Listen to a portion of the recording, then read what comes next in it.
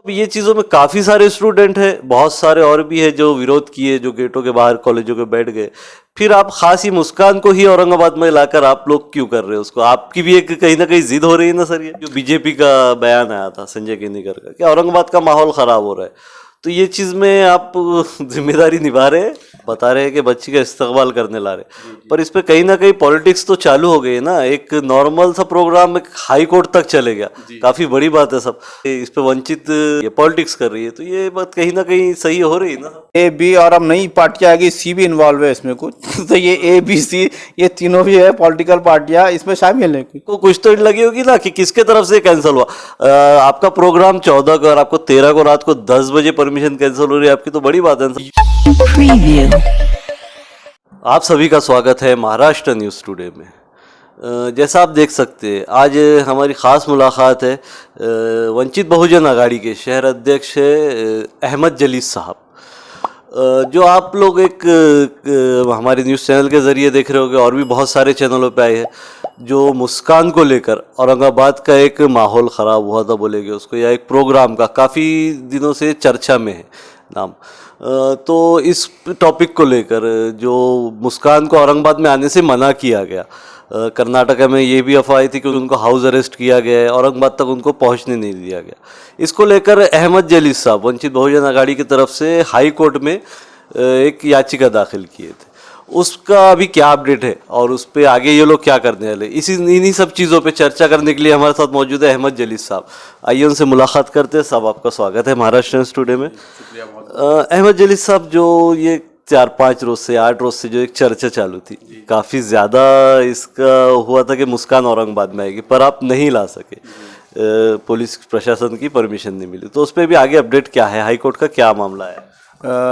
देखिए, हमको जो प्रोग्राम लेने का था, असल में हमारा प्रोग्राम ये था कि एडवोकेट प्रकाश अम्बेडकर साहब ने असल में 5 जुलाई 2021 को महाराष्ट्र असेंबली में जो शिक्षक मतदार संघ के कपिल पाटिल साहब है उनके ज़रिए एक बिल पेश किया है जिसका नाम है पैगंबर मोहम्मद बिल्कुल।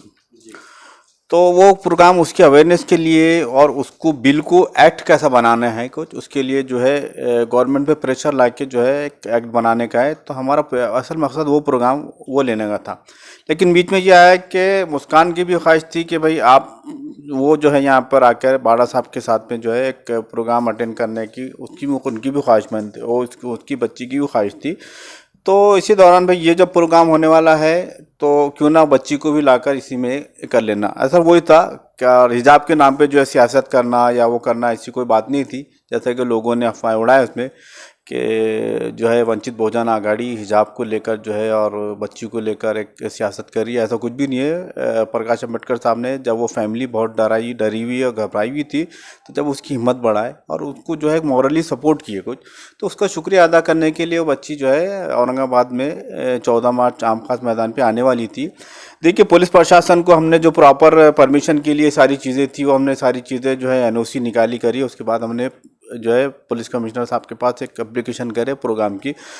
13 तारीख की रात में जो है 10 बजे तक CP साहब ने और उनके बेगमपुरे के PI साहब जो है उन्होंने बोले कि हम आप लोगों को परमिशन दे रहे हैं। हम लोगों ने बार बार जाके उनसे मुलाकातें की। एक मरतबा ऐसा हुआ कि भाई एक दिन में हमने 3 मुलाकातें ली उनसे। कुछ ACP मैडम जो है उनके साथ भी मुलाकात हुई सिटी चौक में। हमारे जो जिम्मेदारान थे सारी चीज़ें गए, इन्होंने हमको भरपूर आश्वासन दिया कि भाई हम आपको परमिशन दे रहे हैं। हम तैयारी में लगे थे, लेकिन भाई क्या उनकी मजबूरी है, उन पर क्या प्रेशर आया ऊपर से तो वो पता नहीं है। तो आपको ये परमिशन कैंसिल करने का कब आया है? देखिए, हमारी जो एप्लीकेशन वो रिजेक्ट हुई, बल्कि जो है ये हमको 13 तारीख की रात में 10 बजे के करीब हम लोगों को फ़ोन आया, मुझे फ़ोन आया, एप्लीकेंट मैं था, कि भाई आपकी जो एप्लीकेशन है वो रिजेक्ट हो गई।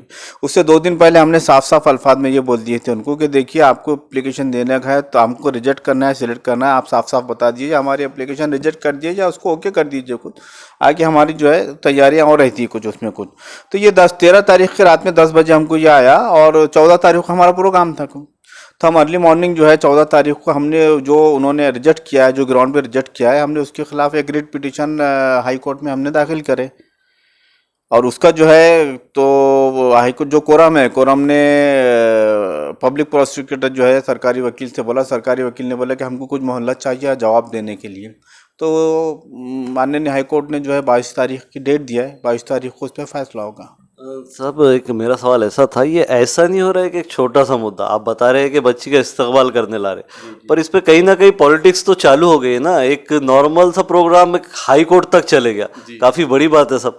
तो ये जो लोग बोल रहे हैं कि इस पे वंचित ये कर रही है, पॉलिटिक्स कर रही है, तो ये बात कहीं ना कहीं सही हो रही है ना? नहीं साहब, पॉलिटिक्स ने वैसा देखा जाए तो सबसे पहले जो है खुलकर बीजेपी जो संजय केनेकर साहब ने उन्होंने इसका विरोध करना शुरू कर दिए को, तो सियासत तो वहाँ से शुरू हुई। ये चलो ये तो खुल के आया, लेकिन जो खुल के नहीं आ सकते वो जो असल में वंचित ने क्या करी, जो धर्म के नाम पे वोट बटोरते थे उनको धर्म संकट में ला ली कोई। तो ये ऐसी हड्डी बन गई है वंचित उनके लिए, ना निगले जा रहा ना उंगले जा रहा उनको, ना सामने आ जा सकता ना पीछे, तो इसलिए पीछे रह के ये लोग काम कर रहे हैं कुछ। और हिजाब के धर्म के नाम पर जो है कौन सियासत नहीं कर रहा। सब हिजाब का मामला अगर लिए तो आज कल की या परसों की जैसी एक न्यूज़ थी कि अलीगढ़ में भी उसका विरोध हुआ है, वहाँ पे स्कूलों में भी वो किया है। जो अभी इसका कर्नाटक हाई कोर्ट का फैसला भी आया है कि स्कूलों के अंदर या कॉलेजों के अंदर धार्मिक लिबास पे पाबंदी लगा दी गई है, बाहर आप आइए गेट पर आकर चले जाएंगे। तो सब ये चीज़ों में काफ़ी सारे स्टूडेंट हैं, बहुत सारे और भी है जो विरोध किए, जो गेटों के बाहर कॉलेजों के बैठ गए। फिर आप खासी मुस्कान को ही औरंगाबाद में लाकर आप लोग क्यों कर रहे हो उसको? आपकी भी एक कहीं ना कहीं जिद हो रही है ना सर ये? देखिए, जिद का वो नहीं है मामला, ये बच्ची की ख्वाहिश है मुस्कान की, वो आना चाह रही है। और देखिए उसने एक बड़ा काम किया है आज का जो है, ये असल में जो प्रोग्राम होने वाला था ये संविधान बचाओ प्रोग्राम होने वाला था। ये चीज़ें संविधान को लेके है, कानून को लेके है। संविधान ने आपको मजहबी आज़ादी दी है, आपको खाने पीने रहने पहनने की आज़ादी दी हुई है। और जहाँ तक यूनिफॉर्म कोड का है, तो जहाँ आपकी एसएससी तक जो है स्कूल में तालीम होती है उसके लिए कोड है, लेकिन 10वीं के बाद जो है जहाँ के कॉलेज का है तो आपको ऐसा कॉलेज का कोड नहीं है, आप वो अपनी जो है वो पहन सकते हो। हिजाब का मुद्दा तो अभी महाराष्ट्र या औरंगाबाद तक नहीं पहुंचा है, बाकी तरफ तो आ गया है, यूपी में भी हो रहा है। तो ये लाकर उसको हम अपने औरंगाबाद का भी जो बीजेपी का बयान आया था संजय केनेकर का कि औरंगाबाद का माहौल खराब हो रहा है, तो ये चीज़ में आप जिम्मेदारी निभा रहे हैं? नहीं देखिए, एक पहले मैं ये क्लियर कर दूंगा कि मुस्कान खान जो बच्ची है वो एक स्टूडेंट है, और दही बीजेपी की और माहौल ख़राब करने की बात, तो यहाँ पे प्रज्ञा ठाकुर सिंह जिस पे बड़े बड़े जो है बम ब्लास्ट के एलिगेशन है, उसके आने से माहौल ख़राब नहीं होता। राजा ठाकुर सिंह जो है जो मुसलमानों के खिलाफ इतनी जो बकवास करता है उसके आने से नहीं होता है। परवीन तोगड़िया के आने से माहौल ख़राब नहीं होता। तो एक बच्ची जो अभी जो है पॉलिटिकल फिगर भी नहीं है कोच, और उसकी हिम्मत बढ़ाने के लिए जो हम बुला रहे, तो ये माहौल ख़राब करने का सवाल ही कहाँ पैदा होता है। आपका बोलने मकसद ये है कि भाई एक नॉर्मली प्रोग्राम था, किसी के हम मजहब को हट नहीं कर, मजहब को हम हट नहीं कर रहे। वो बच्ची ने जो दिलेरी का जो बहादुरी का मुजाहरा किया उसको अप्रिशिएट करने के लिए, उसकी हिम्मत बढ़ाने के लिए किए। और हमारे से पहले भी जो है यहाँ पर उसके फेवर में जो है प्रोग्राम्स अपने पास औरंगाबाद में भी था, डिविजनल कमिश्नर के सामने हुआ, लेकिन उनको जो है किसी तरह से रोक दिया गया, प्रेशर में आ गया और रुक दिया गया। उसके बाद दूसरे पॉलिटिकल पार्टीज ने जो है कुछ उसको और इनामात इकरामात के लिए करे, वो गए। और उससे पहले भी जो थे जो CNRC में बच्चों पे एलिगेशन वगैरह लगे थे, लड़कियों पे उस पर कुछ, तो उनका भी स्वागत हुआ, उनकी भी सारी चीज़ें हुई अदर स्टेट में, जब कुछ नहीं हुआ। लेकिन ये मुस्कान को यहाँ लाने से हमारा बोलना वही है, हाईकोर्ट में हम हमारी जो पिटीशन गई, तो भाई जो है हाई कोर्ट ने यही उनको वो नोटिस दिया कि इनके आने से लॉ एंड ऑर्डर कैसे बिगड़ सकता है। और जब बिगड़ने के सवाल थे तो आपने हमको नोटिस में दे देना था, या हमने हमारी जो एप्लीकेशन ये ग्राउंड पे आपने रिजेक्ट कर देना था। तो आपको इसमें क्या लगता है कि जैसा कहाँ से प्रेशर आया पुलिस के ऊपर? देखिए, ये इसको है ना पूरा माहौल बनाया गया, स्टेटमेंट उसके खिलाफ दिया गया, ऐसा एक माहौल क्रिएट किया गया कुछ। अब इसमें जो है एक कोई पॉलिटिकल पार्टी की तरफ से प्रेशर गया है पुलिस के तरफ? नहीं, ये इसमें का देखिए पॉलिटिकल पार्टी जो है A, B और अब नई पार्टी आ गई C भी इन्वॉल्व है इसमें कुछ।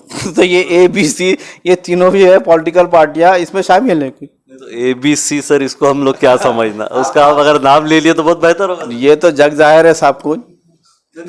सर बीजेपी है, कांग्रेस है, MIM है, राष्ट्रवादी है, तो इनमें से आप किसी का एक का नाम तो लीजिए। देखिए साहब, आज जो सत्ता में है होम मिनिस्ट्री जिसके पास है, पुलिस डिपार्टमेंट आघाड़ी सरकार है, और जो सेकुलर वोटों पे जो वो करती है कुछ, अभी तक बेवकूफ़ बनाते आए हुए हैं सेकुलर वोटों पे, तो उनके पेट पे तो दर्द हो रहा है, जाहिर बात है कुछ, तो बर्दाश्त नहीं कर पा रहे, इसलिए जो है नए नए जो ग्राउंड ले रहे हैं कुछ। तब आपको पता है एबी कौन है, और अब जो है नया क्रिएट हो गया सी वाला को मुझे छोड़कर जो जनता है जी जी जी। उनको आप कुछ तो ये बताइए ना कि किसी का एक आपको कुछ तो लगी होगी ना कि किसके तरफ से कैंसिल हुआ। आपका प्रोग्राम 14 को और आपको 13 को रात को 10 बजे परमिशन कैंसिल हो रही है आपकी, तो बड़ी बात है साहब। तो कहीं से ना कहीं से शायद प्रेशर आया होगा, तो कुछ तो आप लोग को वो मालूम होगा। शायद नहीं, यकीनन प्रेशर है कोई, या एक नाम यकीनन प्रेशर है। अब देखिए होम डिपार्टमेंट जिसके पास रहता है तो सारी बात है, जो पुलिस अमला पुलिस प्रशासन जिसके अंडर काम करता है कुछ है अथॉरिटीज का, तो जाहिर बात है कि वो पुलिस कमिश्नर साहब हमको फर्स्ट से जब हमने एप्लीकेशन दिए थे 6-7 तारीख को, जब से जो है हम लोगों को बोल रहे कि यस हम आपको दे देंगे परमिशन, आपको परमिशन दे देंगे। लेकिन जो है 13 तारीख को जब होने के बाद जो हम बार बार उनसे लगातार हर रोज़ जो है सुबह से शाम तक ये काम था कि सर अपडेट दीजिए, दे रहे, हाँ सुबह में दोपहर में शाम में करें, और 30 को 13 तक, तो ये बहुत बड़ी साजिश है कोई।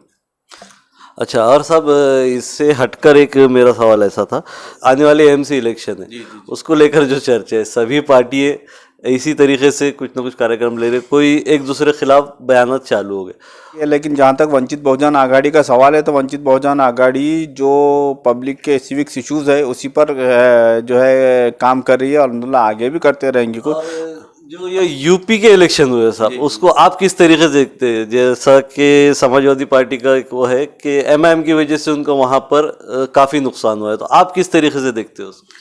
देखिए कुछ कई सीट्स ऐसी है जो डिफरेंस जो उसमें हारा है 200 से 500 से 700 से, जो है वहाँ पे समाजवादी पार्टी की दूसरी पार्टियों की समाजवादी की स्पेशली सीट्स गिरी हुई है उसमें।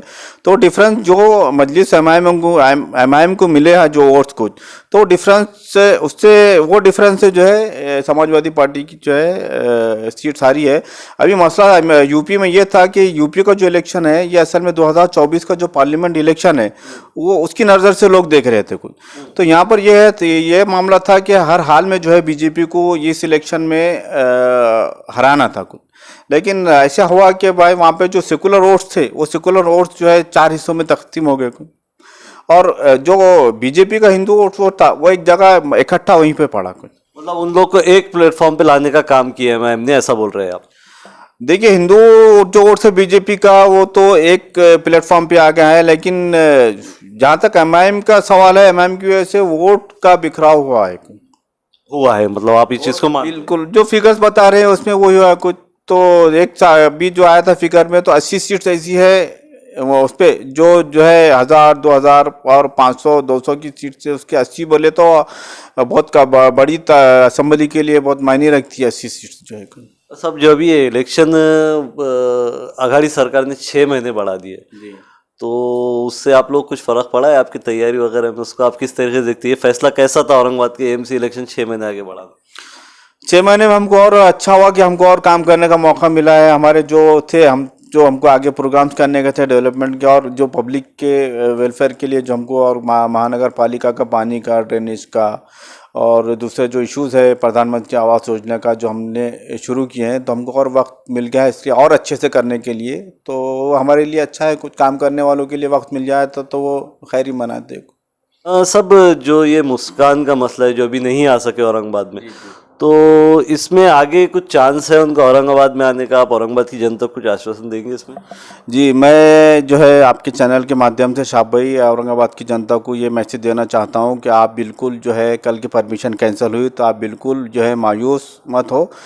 इंशाल्लाह सुमा इंशाल्लाह जो है हमारी बहन जो दिलेर बहन है, बहादुर बहन है मुस्कान खान, वो बहुत जल्द औरंगाबाद में आम खास मैदान पर जलवा अफरोज़ होंगी और आपसे मुखातिब होंगी। आप बिल्कुल जो है, मैं आपसे वादा कर रहा हूँ कि हर हाल में जो है इंशाल्लाह जो है मुस्कान खान औरंगाबाद में आएंगी और आपसे मुखातिब होंगी। आप बेफिक्र रहिए, बिल्कुल मायूस और मत होइए, और जो है उसके इस्तकबाल की तैयारी में आप लगे रहिए जैसा कि आप पहले थे, इंतज़ार कर रहे थे बेसब्री से।